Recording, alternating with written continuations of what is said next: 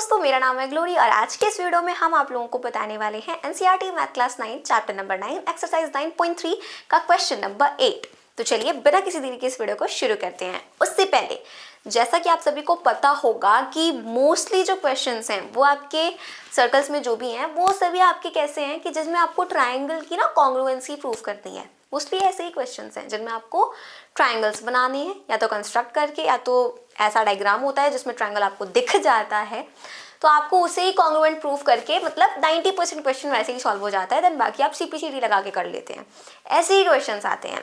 तो इसलिए अगर आपने ट्रायंगल्स चैप्टर अच्छे से पढ़ा है तो आपको सर्कल्स में कोई दिक्कत नहीं आने वाली है, ठीक है। और साथ ही साथ जितने भी NCERT में थ्योरम्स दिए हुए हैं, लाइक मेन तो 11 थ्योरम्स दिए हुए हैं NCERT में, और एक थ्योरम में ना एक अलग से लाइन को बस ऐड कर दिया है कि angles in a semi circle are right angles, ठीक है। बस उसको ऐड कर दिया है, ना वो अलग थ्योरम है ना उसकी कोई प्रूविंग है। तो हम कुल मिलाकर कह सकते हैं कि हमारे पास 12 थ्योरम्स हैं अकॉर्डिंग टू NCERT।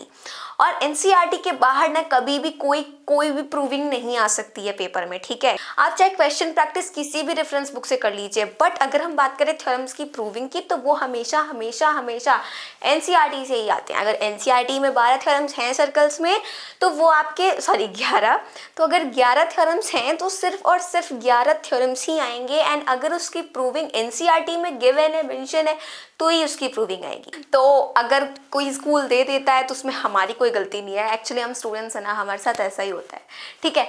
तो चलिए बिना किसी टाइम वेस्ट के हम क्वेश्चन नंबर 8 अपना स्टार्ट करते हैं। हमारे क्वेश्चन नंबर 8 में मैं आपको पहले ही बता दूं, हमारा क्वेश्चन नंबर 8 जो है काफ़ी ज़्यादा ट्रिकी क्वेश्चन है और इम्पॉर्टेंट भी है। तो चलिए देखते हैं क्या है हमारा question. If the non parallel sides of a trapezium are equal, prove that it is cyclic. अब सबसे पहले तो हमारे दिमाग में क्या आएगा कि हाँ, एंड देन उसको साइक्लिक बता देना, OMG नहीं हो पाएगा। लेकिन नहीं, बहुत सिंपल क्वेश्चन है, बिल्कुल भी खतरनाक नहीं है, तो देखते हैं कैसे होगा। सबसे पहले हमें करना क्या है कि हमें पहले तो करना पड़ेगा कुछ कंस्ट्रक्शन, ठीक है। तो चलिए करते हैं। ओके, तो हम पहले क्या करेंगे, पहले हम एक ट्रेपीजियम बनाएंगे। चलिए बना लेते हैं लाइक दिस। ये हमारा क्या है, ट्रेपीजियम है। वी ऑल नो दैट कि ये क्या है, ट्रेपीजियम है। अब हमें क्या करना पड़ेगा, पहले तो नेमिंग कर देते हैं इसकी। Let's suppose this is A, B, C and D। अब हमें क्या बोला कि इसकी जो नॉन पैरेलल साइड्स हैं, लाइक ट्रेपीजियम की क्या होती हैं, ट्रेपीजियम की one pair of opposite sides parallel होती हैं। तो यहाँ पे AB और CD पैरेलल है, हमें साफ सब समझ आ रहा है। तो नॉन पैरेलल कौन सी है, AD एंड BC। तो अगर ये दोनों इक्वल हो जाती हैं so you have to prove that कि ये एक साइक्लिक है। साइक्लिक है मतलब कि अब साइक्लिक मतलब क्या होता है, साइक्लिक मतलब ये होता है ना कि ऐसा क्वाड्रिलेटरल जिसके चारों वर्टिसेस जो है वो सर्कल के ऊपर आते हो, ठीक है। तो हमें सबसे पहले क्या दिमाग में लाना चाहिए कि साइक्लिक जो होता है, साइक्लिक क्वाड्रिलेटरल जो होता है उसकी प्रॉपर्टी क्या होती है। तो उसकी प्रॉपर्टी एक ही होती है, सिंपल सी यही होती है कि उसके जो ऑपोजिट एंगल्स होते हैं ना उनका सम 180 डिग्री होता है। तो हमें क्या करना पड़ेगा, या तो हम एंगल A और एंगल C का सम 180 बता दें, या तो हम एंगल B और एंगल D का सम 180 बता दें, राइट। यानी कि ये दोनों क्या है, आपके ऑपोजिट एंगल्स हैं, तो हम या तो इनका सम 180 डिग्री बता दें तो भी ये साइक्लिक प्रूव हो जाएगा, या तो हम इनका और इनका सम 180 डिग्री बता दें तो भी साइक्लिक प्रूव हो जाएगा। तो हमें यहाँ पे उसके लिए क्या करना पड़ेगा, हमें उसके लिए करनी पड़ेगी थोड़ी सी कंस्ट्रक्शन, ज्यादा नहीं, थोड़ी सी कंस्ट्रक्शन। कैसे करेंगे, हम यहाँ पर बनाएंगे परपेंडिकुलर। लाइक एक परपेंडिकुलर हमने ये बना दिया एंड जो दूसरा परपेंडिकुलर है वो हमने कुछ इस तरीके से बना दिया, राइट। ये हमने बना दिया परपेंडिकुलर। अब हम ना इसका भी नाम दे देते हैं। लेट्स सपोज इसका नाम हमने दिया M लाइक AM एंड इसका नाम हमने दिया N लाइक BN। तो अब दिख रहा है आपको यहाँ पे दो ट्रायंगल बने, ADM बना और ADM बना और BCN बना। अब ये दो ट्रायंगल बने। अब अगर मैं इनको कॉन्ग्रुएंट प्रूफ कर दूं तो क्या हो जाएगा, ये वाला एंगल इसके बराबर हो जाएगा कि नहीं हो जाएगा, अजी बिल्कुल हो जाएगा, ठीक है। तो जब हम इन दोनों को बराबर कर देंगे एंड देन उसके बाद हम ऑपोजिट एंगल्स का सम 180 दिखा देंगे, वो सारा प्रोसेस होगा। पहले हमें ये ढूंढना पड़ेगा कि इन दोनों ट्रायंगल्स को ना कॉन्ग्रुएंट प्रूफ करने के लिए वो कौन सा क्राइटेरिया लगेगा। मतलब SSS होता है, AAS होता है, ASA होता है, SAS होता है, RHS होता है, तो कौन सा क्राइटेरिया लगेगा, है ना। तो सबसे पहले तो हमें एक चीज तो बताई गई है कि भाई नॉन पैरेलल साइड्स इक्वल हैं, तो मैं इसको और इसको इक्वल बता दूंगी। चलिए हमें एक चीज मिल गई साइड। अब हमने क्या करा है, दोनों को परपेंडिकुलर ड्रॉ करा है ना इसके, तो यानी कि यहाँ पे 90 डिग्री, यहाँ पे 90 डिग्री, तो आपको दो चीजें मिल गई। ऑलराइट, मतलब कि हमें ये एक साइड बराबर मिल गई, ये मुझे 90 डिग्री मिल गया।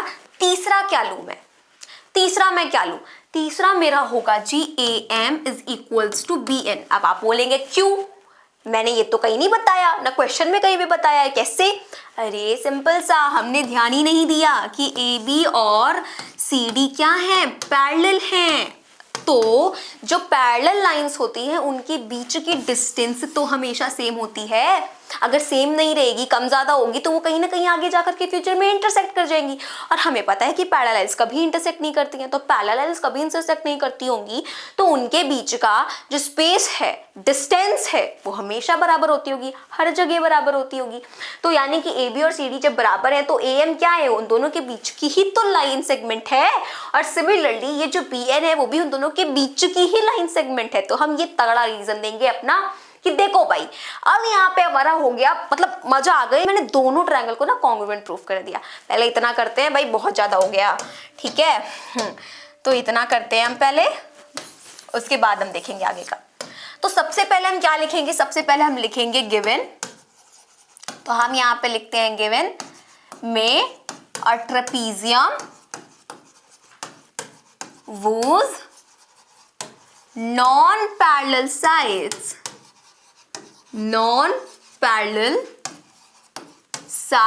are equal, ओके, ये चीज लिख ली। एंड देन उसके बाद टू प्रूव, हमें प्रूफ क्या करना है, हमें प्रूफ ये करना है कि इट इज साइक्लिक। तो हम यहाँ पे लिखेंगे इट इज साइक्लिक, ओके। अब हम यहाँ पे लिखेंगे प्रूफ, मेन चीज अपनी। तो इसमें ना सबसे पहले प्रूफ नहीं, सॉरी, पहले हम लिखेंगे कंस्ट्रक्शन। कंस्ट्रक्शन भी तो होगा, हमने कंस्ट्रक्ट भी तो किया है, उसी के बेसिस पे तो सब हो रहा है। तो हम यहाँ पे लिखेंगे कंस्ट्रक्शन, क्या लिखेंगे, draw AM perpendicular to CD and BN perpendicular to CD। AM और BN CD के परपेंडिकुलर ड्रॉ कर दिया। ऑलराइट, बस इतना ही कंस्ट्रक्ट किया। अब आ जाएगा प्रूफ। तो प्रूफ कैसे होगा, तो मैं यहां पर क्या लिखूंगी, इन ट्रायंगल। अब देखिए ट्रायंगल की नेमिंग बहुत इंपॉर्टेंट होती है, तो बात तो पता ही होगी, लेकिन फिर भी कुछ बच्चों को नहीं पता होती है। वो सोचते हैं अरे यार कैसे भी लिख दो, ट्रायंगल का नाम ही तो है, DAM लिख दो, ADM लिख दो, MAD लिख दो, कुछ भी लिख दो, नहीं, ठीक है। कॉरेस्पॉन्डिंग पार्ट हमेशा मैच करना चाहिए, है ना। तो ADM, तो अगर आपने इसको इस सीक्वेंस में लिखा है तो आपको इसको भी इसी सीक्वेंस में लिखना पड़ेगा, है ना। इन ट्रायंगल ADM, वरना इस पे भी मार्क्स कट ही जाते हैं। BCN। अब इन दोनों ट्रायंगल को मुझे कॉन्ग्रुएंट प्रूफ करना है, तो मुझे क्या करना पड़ेगा, तीन चीजें तो बतानी पड़ेगी ना भाई, तर्क तो रखने पड़ेंगे ना। तो मैं क्या करूंगी, मैं सबसे पहले लिखूंगी कि AD और BC तो पहले तुम बराबर कर लो भैया, खुद ही बोला है तुमने। तो हम लिखेंगे AD is equals to BC, क्यों, गिवन है, ज्यादा चूचे पैट नहीं, तुमने ही बोला है। अब आगे क्या होगा, angle AMD is equals to angle BNC। Angle AMD is equals to angle BNC। Why, अरे यार ऊपर ही तो कंस्ट्रक्ट करा है, तो हम लिखेंगे ईच इक्वल्स टू 90 डिग्री। तीसरी चीज क्या बताएंगे, सबसे भयंकर चीज जो है हमारी कि AM भाई साहब इक्वल है BN के, क्यों, हम लिखेंगे डिस्टेंस बिटवीन पैरेलल लाइंस, जो कि क्या है, जो कि हैं AB एंड CD, ठीक है, उनके बीच का डिस्टेंस है ना, तो बराबर ही होएगा, ठीक है। अब हम यहाँ पे क्या लिखेंगे, दिस इम्प्लाइज दैट कि जो ट्रायंगल है ना ADM वो भैया कॉन्ग्रुएंट है किसके, BCN के। लो जब कॉन्ग्रुएंट होता है ना तो भाई CPCT पीछे पीछे पीछे पीछे आ जाता है। जैसे जैसे वो चीज आपको याद है कि राइट एंगल ट्रायंगल जहां भी दिख जाए पीछे पीछे पाइथागोरस थ्योरम तो आ ही जाता है। सिमिलरली यहाँ पर भी है, कॉन्ग्रुएंसी प्रूफ करते ही CPCT आ जाता है भाई। तो CPCT से एंगल D और एंगल C क्या हो जाएंगे, बराबर हो जाएंगे। तो हम यहाँ पर लिखेंगे angle D will be equals to angle C क्यों बाई CPCT। तो इधर आ जाएगा CPCT, corresponding part of congruent triangle. अरे इधर किस क्राइटेरिया से हुआ था तो लिखना ही भूल गई। तो हम यहाँ पे लिखेंगे RHS रूल या फिर क्राइटेरिया भी लिख सकते हैं। अब क्या करना है हमें, अब ना ध्यान से समझिएगा। देखिए सबसे पहले तो मैंने बोला कि D और C क्या है, बराबर है, ठीक। सिमिलरली जैसे एंगल D और एंगल C इक्वल हैं वैसे ही आपका ये वाला जो एंगल है ना, ये वाला एंगल और ये वाला एंगल वो दोनों भी बराबर होंगे। तो उनको भी लिख लेते हैं। हम यहाँ पर लिखेंगे एंगल कौन सा है, DAM is equals to angle NBC। इसका भी सेम रीजन होगा बाई CPCT। अब ये दोनों एंगल भी क्या हो गए, बराबर हो गए। अब हम एंगल DAM में जोड़ेंगे 90 डिग्री, ठीक है, एंड एंगल NBC में भी हम ऐड कर देंगे 90 डिग्री। अब दोनों साइड जब हम सेम चीज को ऐड करते हैं तो फर्क नहीं पड़ता कोई, है ना, मतलब कि कोई चेंजेस नहीं आते हैं RHS में और LHS में जब हम दोनों साइड सेम ही चीज को ऐड करते हैं तो, ठीक है, क्योंकि कैंसल आउट ही हो सकते हैं अभी। तो हमने क्या करा, दोनों साइड 90 डिग्री जोड़ा। अरे भाई मैथ में हर एक स्टेप के पीछे कुछ ना कुछ तो भाई होता है, ठीक है, कुछ ना कुछ प्लानिंग होती है, तो वही चीज यहाँ पर भी है। अब हमें पता है कि ये वाला एंगल 90 डिग्री है। अब ये तो कॉमन सेंस है, अगर इधर वाला 90 डिग्री तो इधर वाला भी 90 डिग्री होगा, एंड ये दोनों पैरेलल हैं तो this will be your transversal. तो अगर ये 90 तो ये भी 90। अब ये 90 क्यों होगा मत पूछिएगा, क्योंकि दोनों को इंटीरियर एंगल है, तो अगर को इंटीरियर एंगल है तो उनका सम 180 डिग्री होगा। दैट्स वाई अगर ये 90 है so this will be also 90 degree. Similarly इधर वाला 90 आ जाएगा तो इधर वाला भी 90 आ जाएगा, ठीक है। तो हम यहाँ पे क्या लिख सकते हैं, हम इस 90 डिग्री की जगह पर एंगल MAB लिख सकते हैं, और यही हमारा मकसद है। तो हम लिखेंगे angle DAM plus angle MAB is equals to angle NBC plus कौन सा एंगल हो जाएगा आपका यहाँ पे MAB था तो इधर हो जाएगा NBA, एंगल NBA हो जाएगा। 90 डिग्री की जगह हम वो लिख सकते हैं ना, क्योंकि 90 डिग्री इसकी भी वैल्यू है ना, 90 डिग्री इसी की वैल्यू है। तो मैं चाहे 90 लिख दूं या फिर मैं उस एंगल का नाम लिख दूं, बात तो एक ही हुई ना। अब हम यहाँ पे क्या कर देंगे, रीजन भी बता देंगे अपना।